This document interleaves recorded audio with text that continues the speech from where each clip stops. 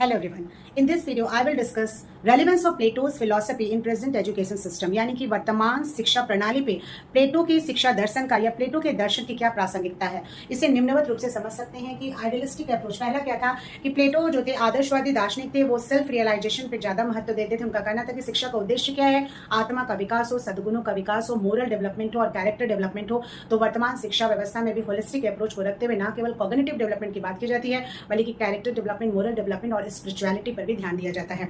दूसरा पॉइंट है scientific approach. प्लेटो ने जो जिस डायलेक्टिक्स मेथड्स की बात की थी वो हमारी शिक्षा व्यवस्था में दिखता है। निरंतर तर्क वितर्क के माध्यम से हमारी शिक्षा प्रणाली में 4C यानी कि क्रिटिकल, क्रिएटिव, कोलैबोरेटिव और कम्युनिकेटिव थिंकिंग छात्रों में विकसित की जाती है। साथ ही इस तरह की थिंकिंग से ब्रेन स्टॉर्मिंग में डेवलपमेंट होता है।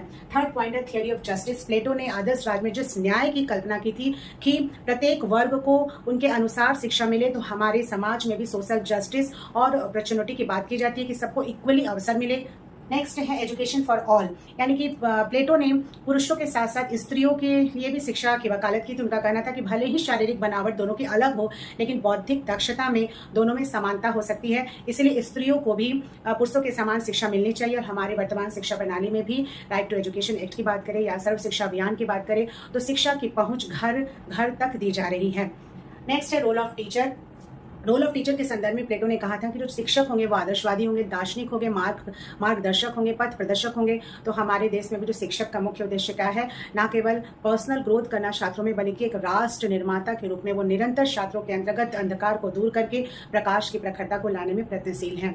नेक्स्ट है करिकुलम की बात करें तो प्लेटो ने जिस पाठ्यक्रम की रचना की थी जिसमें लिटरेचर, म्यूजिक, जिम्नास्टिक यानी फिजिकल ग्रोथ के साथ साथ उन्हें साइंस ओरिएंटेड विषयों को भी महत्वता दी थी। तो हमारे शिक्षा व्यवस्था में भी इन विषयों को शामिल किया गया है।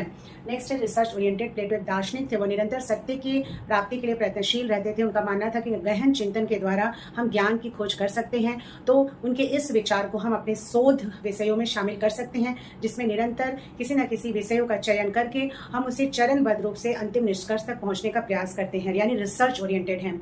नेक्स्ट है सोशल चेंज। ये बहुत इंपॉर्टेंट पॉइंट है कि वर्तमान समय में जो भी समस्याएं हमारे समाज में दिख रही हैं, जैसे गरीबी, बेरोजगारी, जातिगत भेदभाव है, महिला सुरक्षा का अभाव है, युवा पीढ़ी जो है वो भ्रमित हो रहे हैं, मानवता का हनन हो रहा है, हिंसा हो रही है, तो ये सारी चीज़ों का समाधान हो सकता है यदि हम प्लेटो के दर्शन के अकॉर्डिंगली अपनी न्याय व्यवस्था में, अपनी शासन व्यवस्था में, और सबसे महत्वपूर्ण बात कि अपने अंतर्गत जो भी हमारी विकृतियां हैं वो आत्मचिंतन के द्वारा, आत्मविश्लेषण के द्वारा यदि हम समाप्त करें तो निश्चय ही एक आदर्श राज्य की प्राप्ति हो सकती है, जहां लोगों में सद्गुणों का विकास हो सकता है, न्याय की प्राप्ति हो सकती है और सत्यम शिवम सुंदरम की भी प्राप्ति हो सकती है।